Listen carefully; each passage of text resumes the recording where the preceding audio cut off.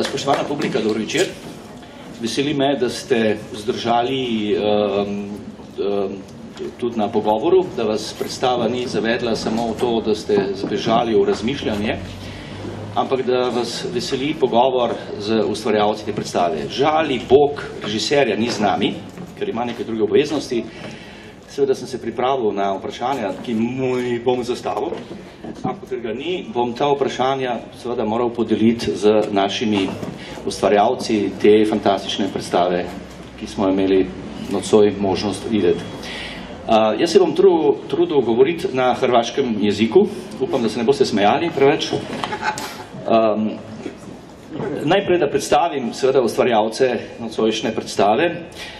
Režija Ivan Blazibat, scenografija Ozren Bakotić, kostumografija Petra Dančević, glasba Gordan Tudor in scenski pokret Maja Marjančič. V vlogi Grega Samsa seveda Nikša Arčanin. Tata Samsa, tu pored mene, Nikola Ivošević. Mama Samsa, Tajana Jovanović, Greta Andreja Mladinić, šef Nenad Srdelić, tajnik Vicko Bilandžić.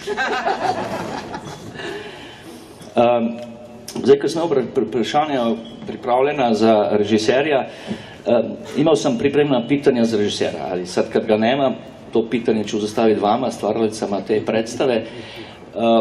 I u početku, zašto Kafka, direktoru kazališta?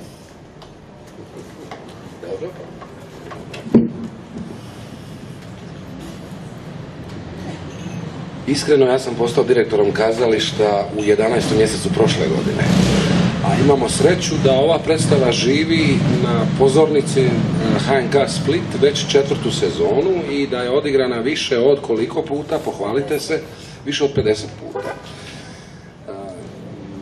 Ona je preživjela nekoliko intendanata i nekoliko ravnatelja drama. I dan danas vrlo živo živi, drži se jako dobro. Najvažnije je da je glumci zaista vole i da se ponašaju kao jedna ekipa koja živi za tu predstavu i jako im je stalo do nje. Kad god se pojavi neka malo dulja pauza u igranju, odmah naravno oštro prosvjeduju, te to gore upravi uzimamo u obzir.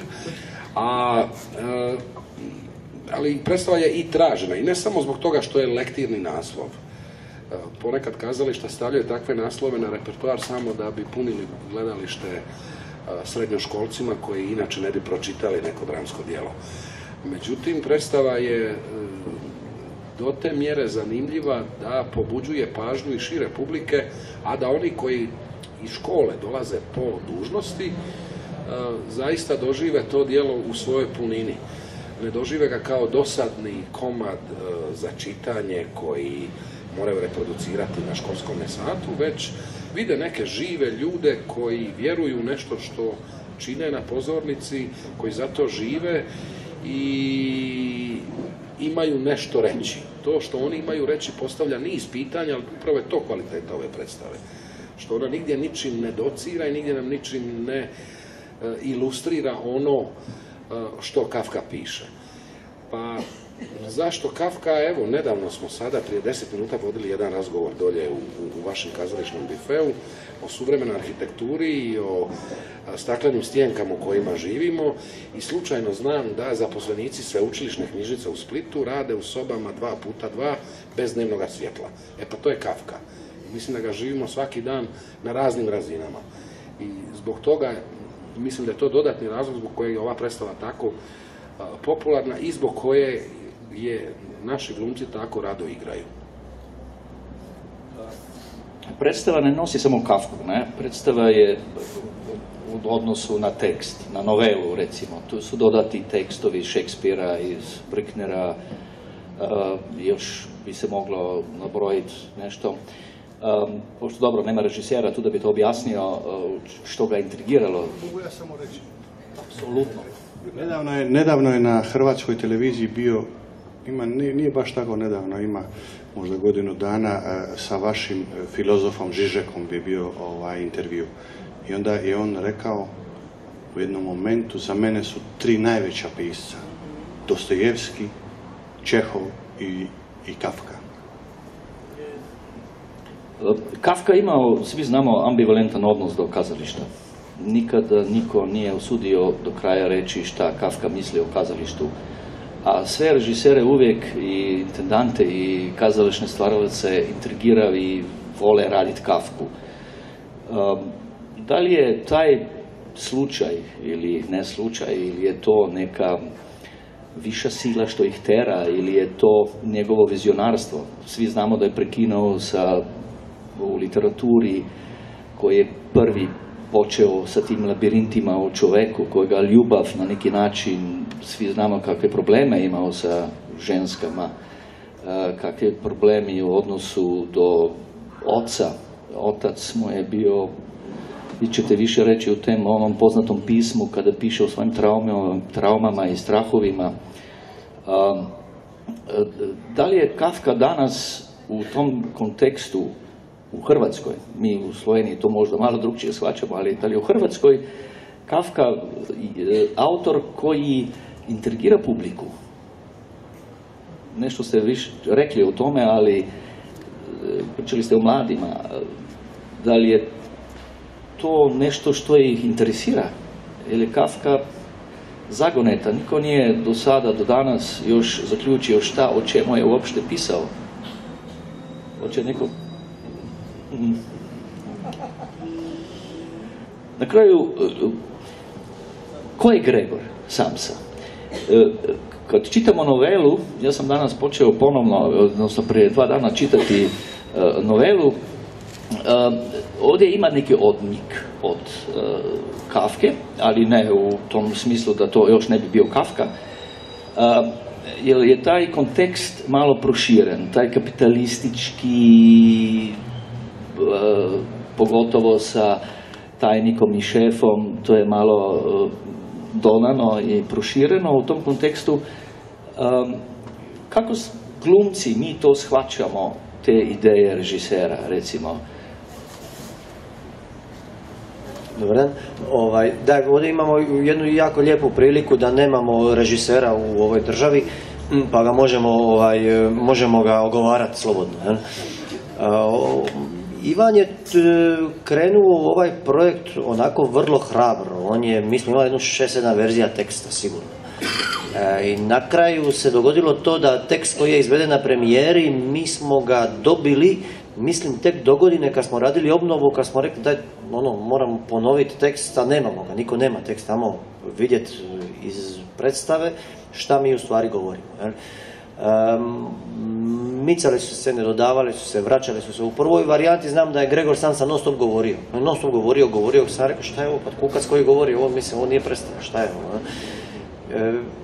Dosta je istraživao režiser zajedno sa nama i došli smo do toga, do te predstave koja je, ne znam, mi smo veliki prijatelji, Ivan i ja, i kad je on meni rekao ja ću raditi Kafku u HNK, ja sam rekao ti si kreten, nemoj to raditi, to niko neće gledati, koga će to interesirati, ali on je imao nekakvu viziju u koju je vjerovao do kraja i dobio je tu jednu kompaktnu predstavu i dobio je toga našega Nikšu Kukca u kojem se publika prepoznaje i u kojem svi smo mi taj kukac, svi se jedno jutro, barem u tjednu, probudimo i osjećamo se da nas neko maltretira i da smo mi u stvari kukci. Kako je apsolutno suvremen. Mislim da je naš redatelj Plazibat točno pogodio u biti bit teksta, a to je da prikaže svu tu muku pojedinca, njegovog tog življenja, trpljenja, kako bi rekli. I kako na poslu, tako i u obitelji. To što neke obitelji smatraju ljubavlju, a u biti pretvara u obični sadizam, egoizam, a podiže se nekakav pijedestal, ta obitelj, a u biti stvori od ljudi odnos nekakve, kao da su zvijeri, kao da proždiru tu osobu. A isto tako i na poslu, pogotovo ako sad vidimo vrijeme kapitalizma, da je taj pojedinac ništa, roba koja radi za nekog velikog debeloga mecenu na vrhu hijerarhije, na vrhu piramide, to su samo ništa, radi se samo za taj kapital, osoba, osobnost, ništa više ne znači, znači samo zarada, profit, tako da zaista je taj Kafka je svevremen i mislim da je Ivan to jako dobro, baš je poentirao, mislim da je pogodio. Samo da dodam jednu crticu iz života, ne znam koliko je to poznato Kafke. On je iz vrlo imućne industrijske obitelji. Njegov otac je vlasnik bio tvornice i Kafka je bio predodređen da vodi tu tvornicu. On je jedno vrijeme i radio u toj tvornici, a ta tvornica je bila tvornica azbesta. I on je gledao te ljude kako u stvari umiru od toga azbesta. Možda je i to pomoglo da dobijemo tako jednog velikog svjetskog pisca.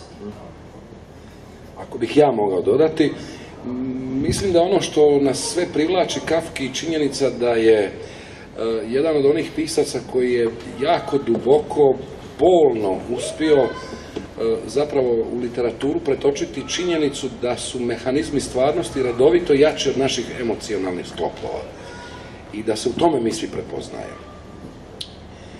I da je to ono što ravnatelje i redatelje nanovo privlači postavljanju i procesa i preobrazbe tih kapitalnih dijela. A znam da se, pogotovo naši studenti, budući da radim i sa studentima u Splitu, a neki od ovih glumaca jesu moji bivši studenti, na koje sam jako ponosan, za svoje diplomske radove ili radove iz govora upravo uzimaju Kafkino pismo ocu ili pismo jednoj akademiji. Dakle, ona njegova djela koja vrlo duboko poniru ljudsku dušu na način da ogoljuju svoju emociju i pokažu koliko su zbog svoje emocionalnosti ranjivi u odnosu na okrutan vanjski svijet. Ma ne, ovako, ja bih samo rekao da je naš režiser jedan mladi splitski intelektualac koji je završio režiju kazališnu u Zagrebu i ono što se meni čini da je on odabrao baš ovaj komad, ovaj tekst Metamorfoza, zato što je on po svojoj nekakvoj intelektualnoj strukturi strahovito preferira tom jednom mittelevropskom intelektualnom miljeu, Berlinu iz 30-ih, Brechtu. Razumijete? To je njegova literatura, Walter Benjamin, Nelly Sachs, znači Berlin 30-ih. On kao umjetnik preferira jednoj takvoj literaturi i zato je on uzeo taj komad. Mislim, tu postoji naravno još neke slučajnosti, recimo šta ja znam, recimo Orson Welles je radio Tito Brane, znaš, radio je u Zagrebu, je sniman, ja mislim, Proces. I mislim, šta ja znam, ja nikad u životu nisam radio Kafku, a niti nešto naročito da me to inspirira, ali mislim da ipak on u ovom vremenu kojem mi živimo, u ovom našem doticaju sa tim kapitalizmom okrutnim, postoji ta neka njegova, jedan osjećaj tjeskobe koji je ono opsjednut, taj osjećaj tjeskobe koji je nama bio blizak i koji smo mi željeli na neki način postići, realizirati. A mislim kolega Brane, da ste vi odmah ovako kao glumac prepoznali da tu postoji još neki drugi materijali, nije to samo Kafka i tako, to je čitav jedan njegov diskurs, kafkijanski, ja bih rekao. Evo, samo da kažem da mislim da publika voli kod ove predstave to što ima prequel svojevrsni, znači prvu uvodnu scenu koje inače i nema u tekstu, to je kada Gregor Samsa traži posao i kuca na sva ta vrata i to je nekako i rađeno u nekakvom, ajmo reći, komičnom smislu, jer prve upute od redatelja Ivana su bile da igram kao Buster Keaton. To je bila cijelo vrijeme jedna misao, a mislim sve je nastalo iz improvizacije, kako nije ni bilo teksta, onda ste još više trebalo dati u improvizaciju i pa tako je i to kucanje na vrata, u početku smo krenuli raditi da ja kao, ajde ti kucaj na jedna vrata, kako bi ti išao kucati na vrata, tražiti posao, da ti je nelagodno i da to ne želiš. I slučajno u prostoriji je bilo, u radnoj prostoriji je bilo i više vrata. Ja sam slučajno kao krenuo kucat na sva ta vrata i tako je nastala i sva ta radnja i ta scenografija. I sve te uopće taj niz situacija. A što se tiče teksta, taj zadnji monolog, uopće pitali smo se da li treba publici pojašnjavati sve to ili je, mislim, sve dovoljno jasno, ali nekako smo se odlučili da ide taj monolog, a to je baš iz ovog pisma ocu, što sam ja jedno vrijeme na početku u diplomskoj predstavi mislio odabrati, tako da mi je s te strane jako poznato, tako da su sve te rečenice, što se tiče bar monologa, su iz tog pisma ocu. Eto. Uhvatili ste se teme i groteske, apsurda, normalno. Pomenuti su bili već svi autori koji su nekako utjecali na samog režisera. Me interesira, ja sam vidio tu predstavu, barem ja sam je tako doživio kao neki Ionescov kroz ogledalo ili kroz prozor Ionesca na neki način, u nekim situacijama.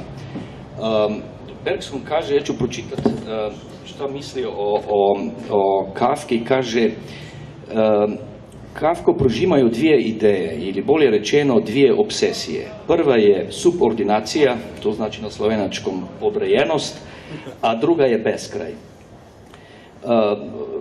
Dalje kaže, u gotovo svim pričama nalazimo hijerarhije, a te hijerarhije tendiraju beskonačnost.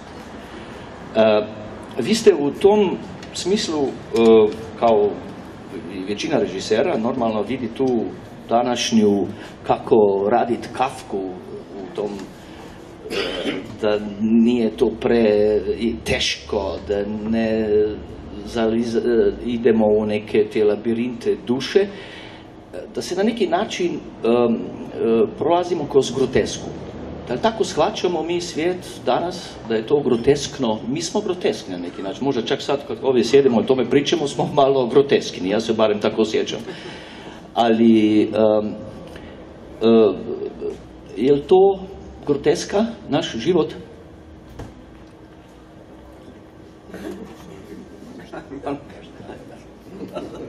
Da. Skupni odgovor je da. Znao sam. Dobro, ali nema režisera. Drugo pitanje, ti si mlad glumac, Nikša, nije dugo kad si završio akademiju, a već te kritika ti je zapisala, pazi ovo. Neki kritičar napisao da si prava zvijezda predstave. Kakav je bio za tebe taj proces rada na tekstu? Kako si ti to doživljavao, tu vašu verziju Kafke? Da li ti je novela pomogla, da li si izašao samo iz tega ili ti je dobila i jako dobre kritike i Maja Marijančić koja ti pomogla u tom scenskom pokretu? Pa, ima tome, znači, preko 3 godine. Ovo mi je, znači, prva baš glavna uloga. Ja mislim da mi je Goran preporučio Plazibatu, da, kao profesor.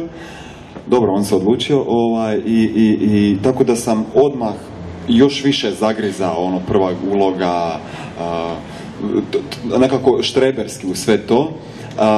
Tad sam bio privatno u jednom tako ludom razdoblju, tako da mi je i to jako, jako pomoglo. I baš sam se dao u to i nekako, kako nije ni bilo teksta, u početku smo se odlučili, mislili smo raditi, znači, tu pisanu varijantu gdje ima masu teksta i gdje moj lik jako puno govori. Vidjeli smo da to ne ide, da je jako monotono, dosadno, i onda smo se odlučili baš zato nekako grotesku. Sad zašto točno bi Plazibat još bolje odgovorio. Nekako da oni svi igraju kao tu grotesku, a ja sam neka opreka njima i sve kroz pokret. Znači Maja Marijančić je jako dopridonijela tome, jako, baš i njezine nekakve vježbe i sve to, super, divan proces rada. Što se tiče uloge, ne znam, ja inače ne pristupam jako sad filozofski da idem sad to iščitavati, nekakve sva kafkijanska djela, što je pisac zapravo htio reći, a nekako idem intuitivno u sve to, jer mi ovisi jako od partnera, što je bio divan proces, i od redatelja, to mi je prvo najviše bitno, a sama uloga ne znam zašto mi je i legla, osim što inače dosta stvari rješavam kroz pokret. Ne znam zašto mi je Gregor Samsa baš jako meni blizak. Uglavnom, što se tiče fizičkog dijela rada, tu sam bio smršavio nekih, 7 kila, bio mi pukao mišić, tako da je bilo tih fizičkih poteškoća, ali evo, stvarno super, baš smo se i nagostovali svugdje i evo, i ovo što mogu biti u Ljubljani mi je, jedva sam čekao, stvarno, evo sad zvuči kao takav kliše, ali Ljubljana je jedna moja bivša ljubav.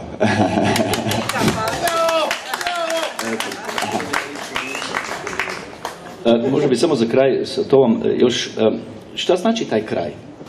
On se diže i izlazi iz tog svijeta, zatvora vrata, scenografski recimo, to ne podsjeća na jednu stvar samo, to nisu samo vrata, to je neki ormar, to nema kljuke, nema ništa, to su neki svetovi u nekim ormarima, svi znamo šta je ormarima, ormarima je odjeća, ne? Znači, da tu ima neki, zašto nema kljuke na vratima, nema scenografa, dobro, ali to je neka ideja, valjda. Sad, što se tiče scenografski, ne znam, možda starinski ormar, nije nitko razgovarao da li je kvaka, da li to i to nekako nije ništa utjecalo, ali što se tiče kraja, nekako smo i ostavili, mislim, definirano, nedefinirano, da li je on gubitnik, što opet nije, ali svakako je olakšanje dobio, kako god da je. To što se diže, izgovorio je svoje što je imao, digao se, otišao, olakšanje. Eto, tako sam shvatio nekako. Ja bih vam samo odgovorio na ovo prethodno pitanje kolega Brane.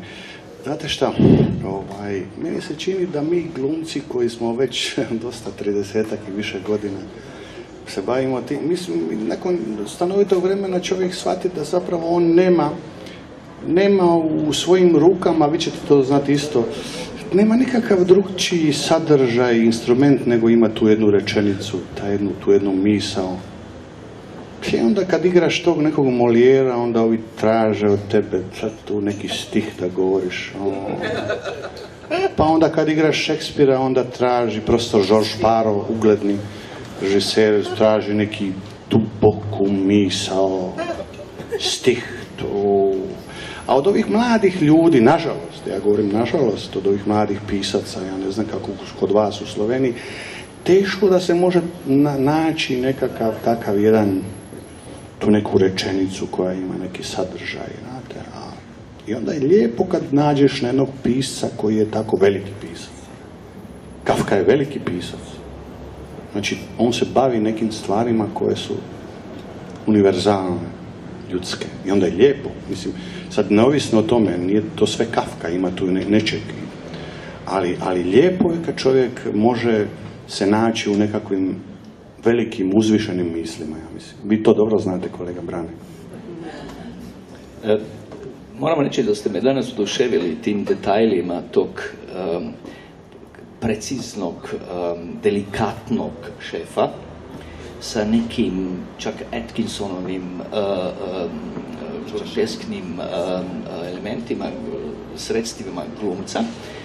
Da ste to napravili izvrsno. I da li ste imali u vidu nekog svog šefa? Nisam. Jednostavno rečeno, to je, ja mislim, moj proces rada na ulozi je apsolutno potpuno iracionalan.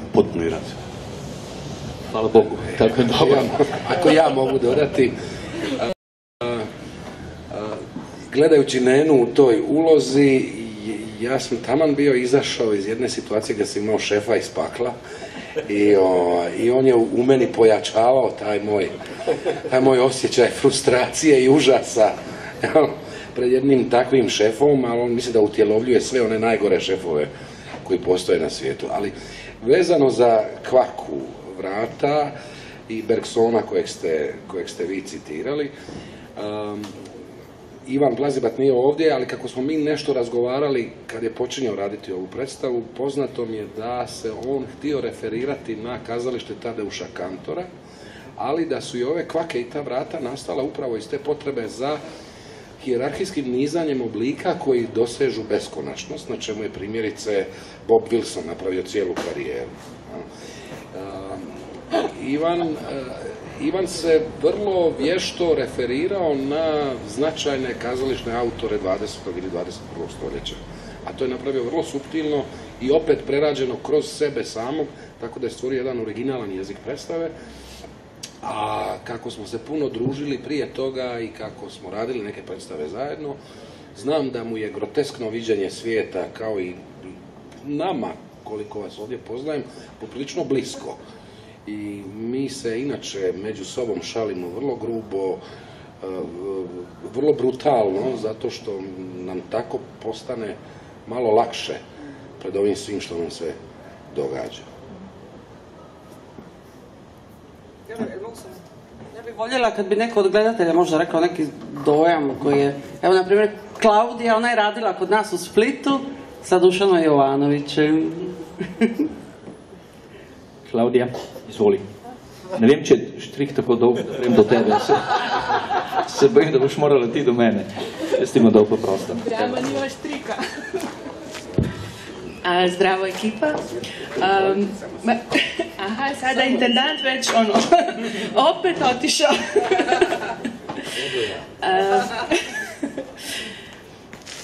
Da pričam sad vama ili vama? Torej, ja, imela sem srečo in veliko čast in tudi veselje, da sem v preteklih 3 letih 2-krat delala v HNK Split, obakrat z Dušanom Jovanovićem in obakrat v zanimivih zasedbah, tako da tudi z enimi Stajano, pa z ja, vas dvoje ste radili kot nas. Da. In predstavo sem videla pred 2 leti na mali sceni, ki je res mala, ki sprejme 55 gledalcev, ki sedijo na relativno neudobnih sedežih v totalni vročini in ves čas predstave v bistvu se ne premaknemo. Zato sem danes gledala malo skeptično, ker sem pričakovala, da se bo precej teh podrobnosti v drami rečemo temu velika scena, v HNK je to v primerjavi za veliko sceno, malo humorno gledano. Ampak sem bila zadovoljna, ker se ti detajli, ti fokusi kljub vsemu niso zgubili. In to mislim čestitke igralskemu ansamblu v vsakem primeru. Mislim, da je tudi publika nekako šla v to zgodbo zelo odprto. Kolikor sem uspela gledati tudi publiko, sem bila presenečena, da je bilo toliko mladih. In predvidevam, da Kafka tako v Splitu kot tudi v Ljubljani ali kje drugje nagovarja mogoče predvsem mlado publiko, kar se nekako ukvarja z stvarmi, ki nekje na začetku odraščanja zelo bolijo.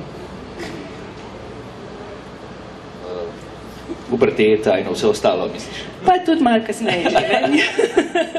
Ne samo puberteta, tudi v bistvu začetki profesionalnega življenja, v bistvu vzpostavljanje posameznika v družbi.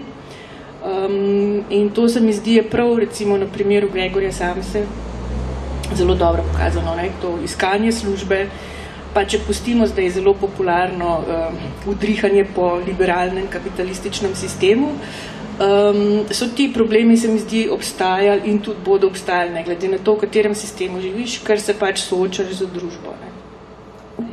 Pa mladi imajo nek Kako? Nešto u vezi s Gregom?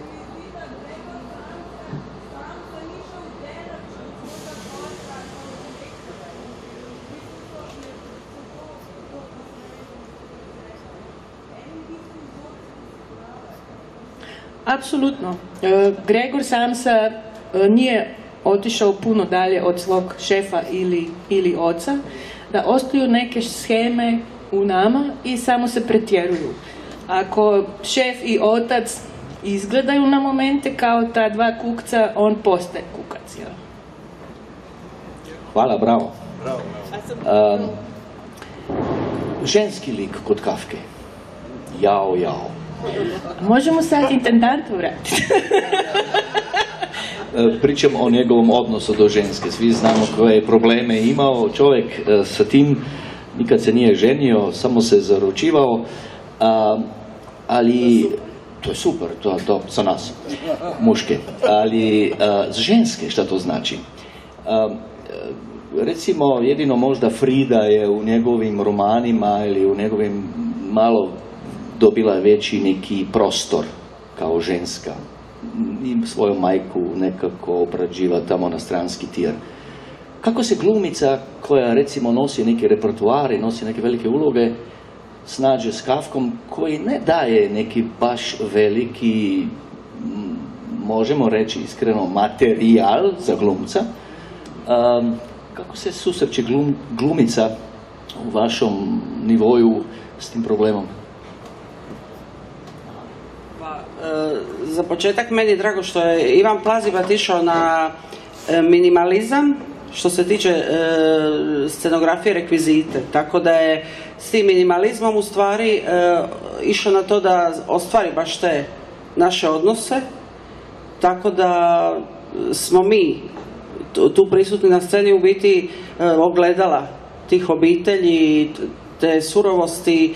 A on je baš od nas pustio da idemo do kraja, da budemo gnjide do kraja i da bi time potencirajući taj užas prema njemu, da bi tu njegovu muku pokazali. A što sam malo prije na početku rekla, i te majke koje misle da najveću ljubav pružaju, u biti radila je, koji je ova njegova, koju sam ja na neki način tako donijela, iz svog egoizma. Jer ona njemu kaže, diži se, mi ćemo biti gladni kruha, što ti misliš, ti trebaš raditi, a u biti raditi za nas.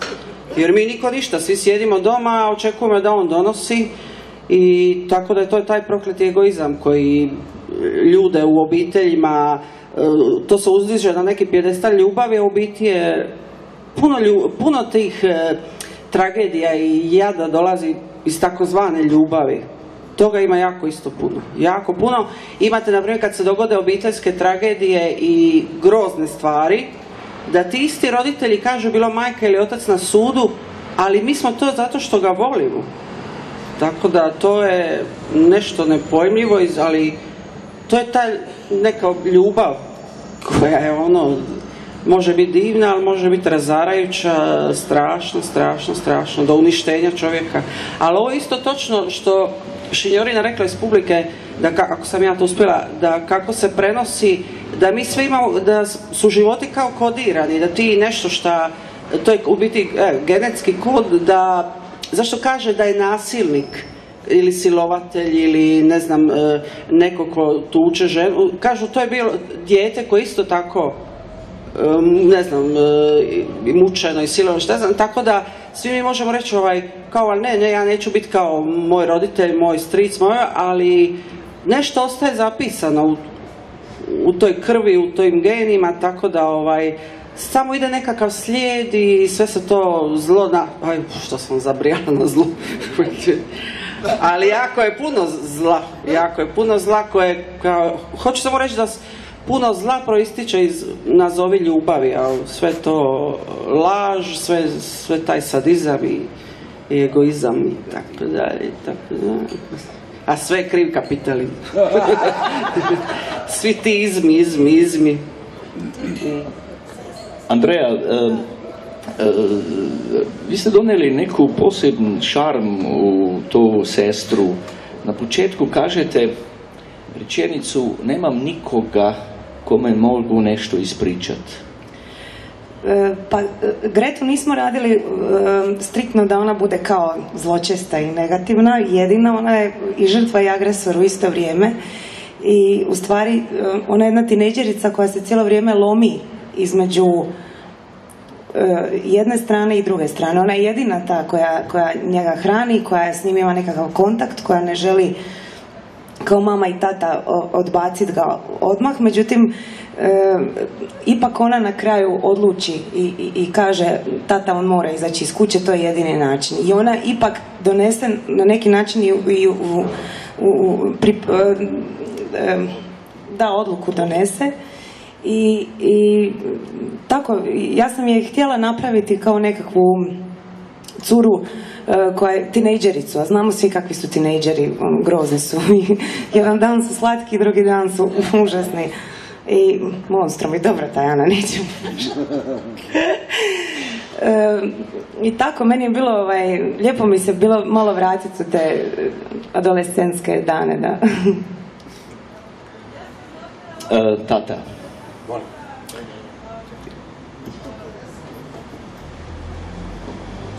Ja, slišimo.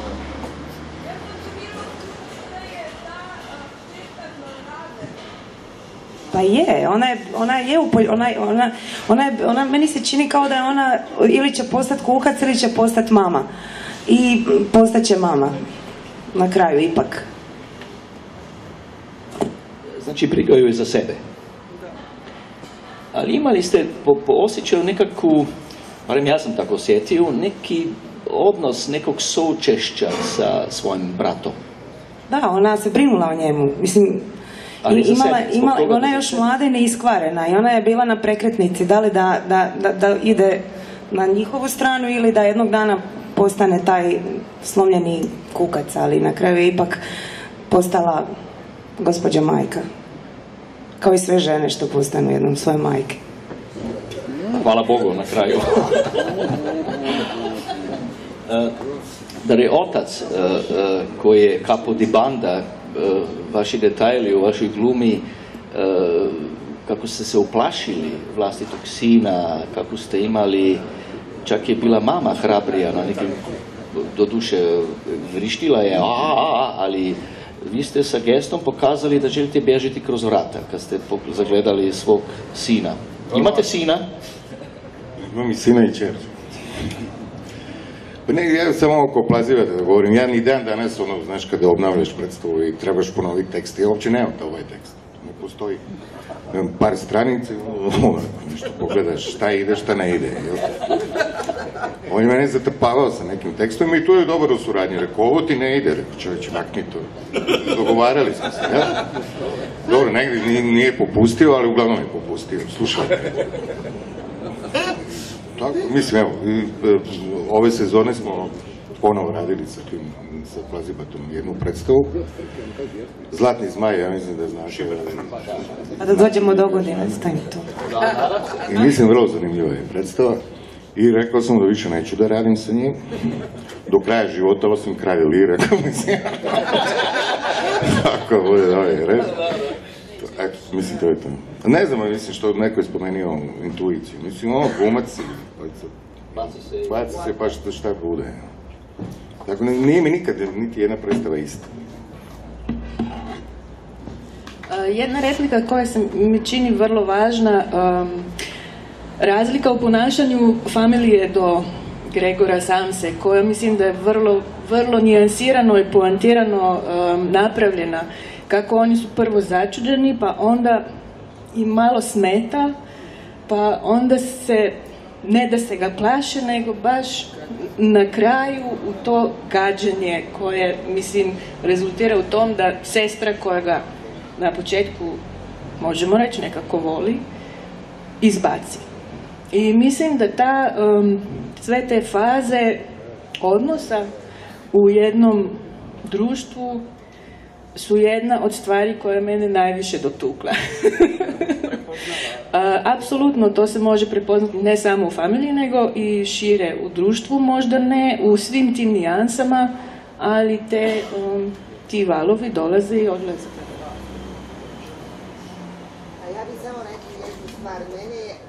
Ja sam čitala možda 2 mjeseca natrag preobrazbu, pošto kad smo počeli da radimo negdje, kako to uopšte raditi u predstavi. I meni je bila ta transformacija kad se ti pretvoriš sa onim svima sa kojima, ta transformacija je bila, mislim, čudo na sceni. To je, jedan put si bio hropšić, kako se reći, kukac. Fenomenalna, ta preobrazba je bila svetska. Dobro, za kraj ćemo još samo to, jer na mladima svijet stoji, kažu neki. Kakva je situacija mladih glumaca u Hrvatskoj?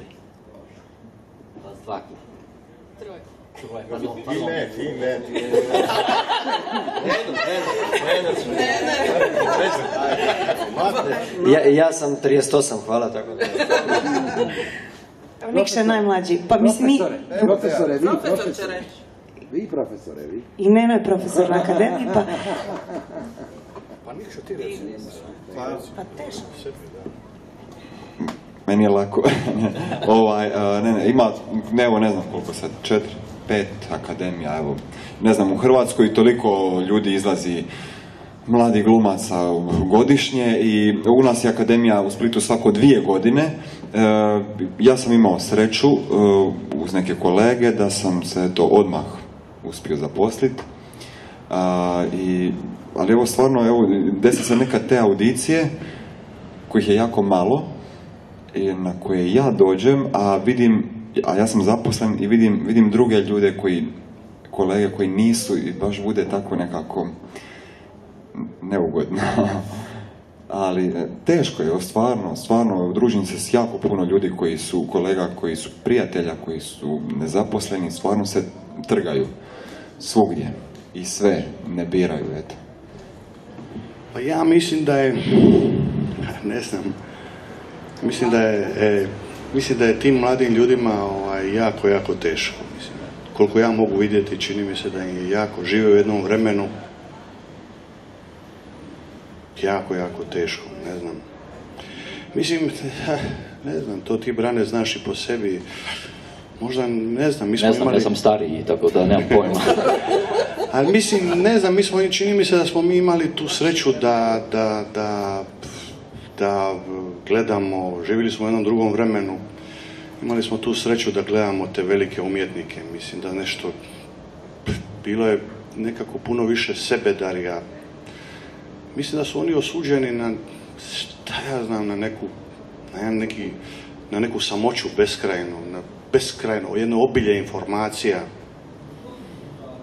Ne znam, čini mi se da im, želim im sve najbolje, ali mislim da im nije lako. Ne znam, ja pripadam recimo toj školi, onoj staroj školi gdje su umjetnici imali svoga učitelja. Kao u violinu kad se uči, pa imaš svoga učitelja i onda tebe on formira, dati te neke prve informacije, osnovne, temeljne informacije ti da i onda ti poslije nadograđuješ nekako, sve, čini mi se da je postao jedan put. Bila je neka staza, postojala je neka staza kojom si išao, nekad svjesno, nekad manje svjesno, ali danas to je obilje mogućnosti koji ti se nude i čini mi se da čovjek mladi treba imati jedan beskrajno jak identitet, snagu karaktera da se snađi u svemu tome. Aha. Neću sad o mladim glumcima, ali mislim, ja sa druge strane imali smo za jednu predstavu, radili smo audiciju baš u Splitu i pošto je bila velika podjela, upoznala sam, mislim da broj mladih glumaca i glumica i mislim da kvalitet koji dolazi iz akademije ili baš studenti još na akademiji je neverovatan. Čestitke. Možda i zbog toga je akademija kombinirana, nije samo dramska, tako da se mogu stvari nekako dopunjavati i apsolutno mislim da su talenti koji možda imaju i veće šanse nego u Sloveniji, jer ipak postoji prostor jezički malo veći nego kod nas. To nisam shvatio kao kritiku na Slovenačku akademiju. Ne, Brane, apsolutno ne. Mislim, u odnosu, što si spomenuo Nikša, da imate, mislim da 4 ili 5 akademija. Dobro, i onda postoji akademija u Bosni, Srbiji i sve. Tako da, ja mislim da glumci će dobiti posao. Kakav? To je sada pitanje kako odlučiti između svih tih mogućnosti, koje pogotovo, to mislim svi znate, na početku karijere jedna te može uloga postaviti, a možete i nekako odstaviti, jel? Tako da, ali talenti su neverovatni. Samo za kraj još, danas sam sreo Tomija Janižića, koji je radio sad u Sankt Peterburgu, ispričao mi jednu, za mene, neverovatnu stvar. Kaže, da tamo ima, u tom kazalištu u kojem on radio predstavu, ima 70 glumaca zaposlenih. Imaju i svoj orkestar muzičara koji rade na muziki. Imaju, ne znam, bezbroj svih suradnika koji su jako potrebni, slikara, umjetnika i tako dalje. Nisu samo glumci. I kaže, ako zatražiš da trebaš konja bele boje, barve na sceni, oni te pitaju kakva bela mora biti. Nije to samo pitanje novca, vjerovatno, tu je valjda i na neku tradiciju, normalno je i novca, ali tako da za kraj pitam vas, kakva je kondicija hrvatskog kazališta danas? Između mladi, dobro, vi mladi, sad čutite. Ko će? Intendant? Ne. Da li traži? Pa možda idemo kod Lira, ja? Ili kod nekog drugog koji traži konja, recimo Richarda. Mislim, ja sam bila par puta u situaciji u HNK, koje je isto veliko kazalište, da nismo tražili konja, neke ozbiljne, mislim, manje stvari, ipak je trebalo tražiti puno puta. To su tehničke stvari, to je infrastruktura. Ali mislim da još uvijek, kad se dođe do rada na pozornici, tu sve ostalo prestaje. I mislim da je to bitna stvar kazališta. Glumac na pozornici i neko koji ga gleda. I to je to. Da li dolazi kon koje boje, to je drugo pitanje. I nije bitno.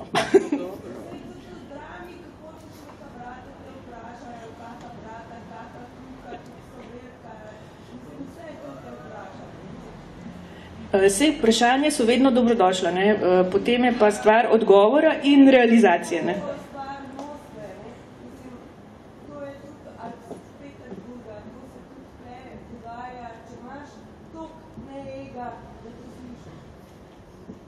Nisem mislil tako to vprašanje. S tem, kaj družba da, kakšen poudarek družba da neki zadevi, ki se jim reče gledališče ali umetnost. Ali je pripravljena žrtvovati, ali je pripravljena dati za to. Pustimo zdaj rezultate, ne govorimo o tem. Govorim pa o tem, kaj družba daje. Rusija, seveda, vsi vemo, tudi ni v idealnem psihofizičnem, finančnem stanju, ampak ne pozablja na to, da je to potrebno. Jaz ne govorim, da so Tle je zelo diferencirana situacija tudi v Rusiji. Ne? So pač velike zvezde, ki dobijo 5000 evrov na večer, ne? Evrov. Ne vem, teater v Moskvi, ki je izrazito komercialen, in so gledališča, ki pač nimajo z elektriko. Ne? Tako da, mogoče vprašanje, kaj družba pričakuje od gledališča, to je pa zelo zanimivo vprašanje. Jaz sem vsakič navdušena in presenečena, ko pridem v dvorano in vidim, da je polna. Ker to pomeni, da gledališče še vedno lahko nekaj da nekaj sporoči oziroma da komunicira z svojo okolico. Ne? Da, ne znam kako smo uopće došli od teme Rusije. Imam nekakvu čast da govorim ruski jezik vrlo dobro i da bivam u Moskvi recimo jednom godišnje. I uvijek, naravno, prvo što tamo idem je otvorim repertoar. Ja. I repertoar je božanstven, 50 kazališta, 50 raznih izvedbi i ono što fascinira je što su sva kazališta uvijek puna. Ja nisam bio, ne znam, možda u 10% slučajeva da kazalište nije bilo puno, to je nevjerovatno. Nije to zbog konja, naravno, nije zbog konja, mislim da je konj zbog tradicije, da oni na kazalište gledaju vrlo sveto, vrlo posvećeno. Pa onda i taj konj će stići, jer je to sveto mjesto. A ono gdje smo mi, ne znam gdje ste vi, ali mi imamo, po mom viđenju, vrlo, vrlo ozbiljne probleme s publikom.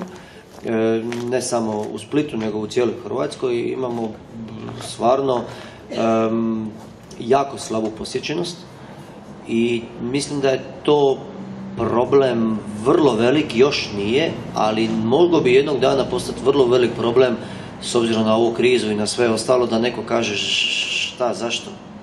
Zašto ste vi tu? Pa niko vam ne dolazi. Ne, pogledajte koliko imate praznih stolica. I kako napuniti te stolice, mislim da je to problem s kojim se trebamo zabaviti. Danas bi se zahvalio na gostoprimstvu vama. Bio je veliki, užimate prekrasnu kazališnu dvoranu. Prekrasnu. Ona je prekrasnog kapaciteta, jako akustična, jako lijepa. Onako ko neki naš, pa ga stavite ono malo, aduzumirate ga malo, znajte ga, fenomenalno.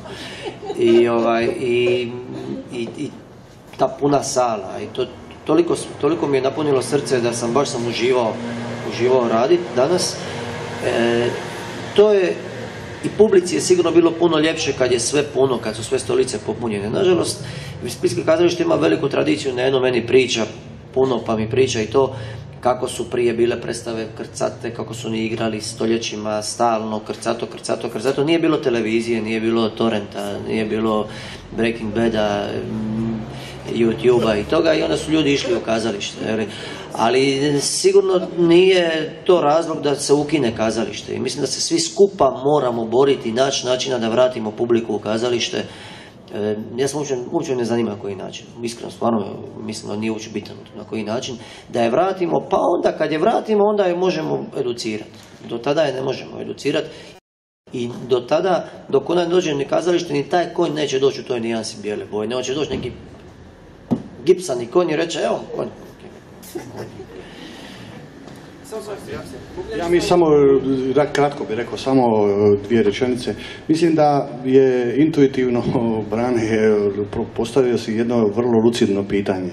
Ja mislim da mi se čini nekako da je došlo vrijeme takvo da mi se baš moramo nekako potruditi da osvijestimo nekakav svoj estetski identitet.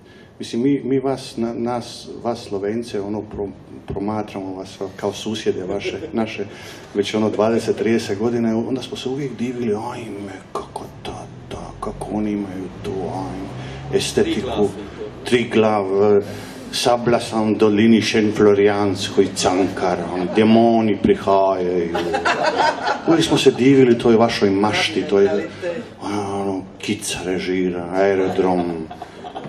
aerodrom lijepe kostimi, kak je to lijepo.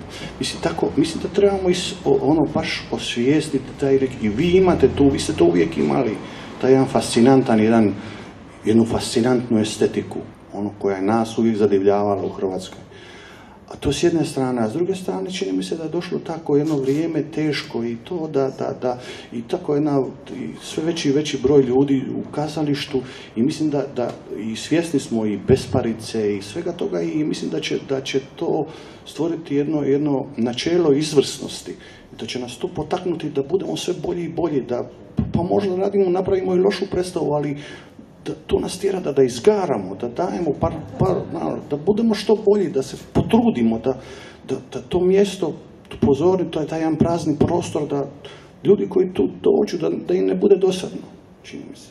Samo ovo što je spomenuo kolega Vice vezano za pad gledanosti, mislim da je tu isto prevagu odnose financije, jer mi smo neki dan pričali u teatru ovaj slučaj sa Beogradom kad su dali drastično smanjenje ulaznica, pa su bili zakrčene prometnice po Beogradu koliki su bili redovi.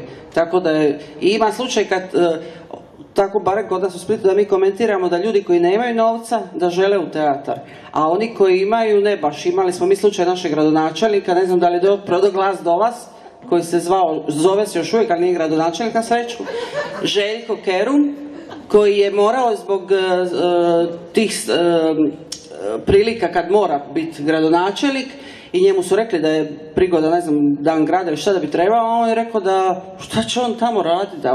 I onda kad je trebao izabrati i ravnatelja, jer grad odabire intendanta, onda je on pitao sa estrade, ove Tonije Cetinske, da li bi oni htjeli, kao poznat čovjek, bogati, ovo mora biti ravnatelj. Tako da vidite do kud su se to srozale na neki način vrijednosti i ko dolazi do neke čelne pozicije, ali ja opet vraćam na to da su financije vrlo, nama su isto u Splitu onako poprilično karte, ispaše na kraju da ćemo stvarno postati elitistički, da će teatri, a ne bi trebali. Jer ljudi žele i htjeli bi, ali baš komentiraju da su jako skupe i niko ne ide baš solo, to je puta 2, pa nekakvo pičence, jer da te ne vidi neki tamo da ti jada ništa da piješ vodu u WC-u. Tako da, financije su tu dosta prevagu odnose. Dobro, vi imate gradonačelnika takvog, mi imamo predsjednika takvog, tako da... Sad smo počeli. Dobro, da ne dogovlačimo puno, ja se vam zahvaljujem za stvarno divan razgovor i predivnu predstavu. Hvala svima, nadam se da će predstava još živjeti dugo, da ćete uživati u njoj. Moram reći da je najkraća predstava koju sam u životu valjda vidio, ali zapamtit ću je, ne samo zbog toga. Hvala lijepo.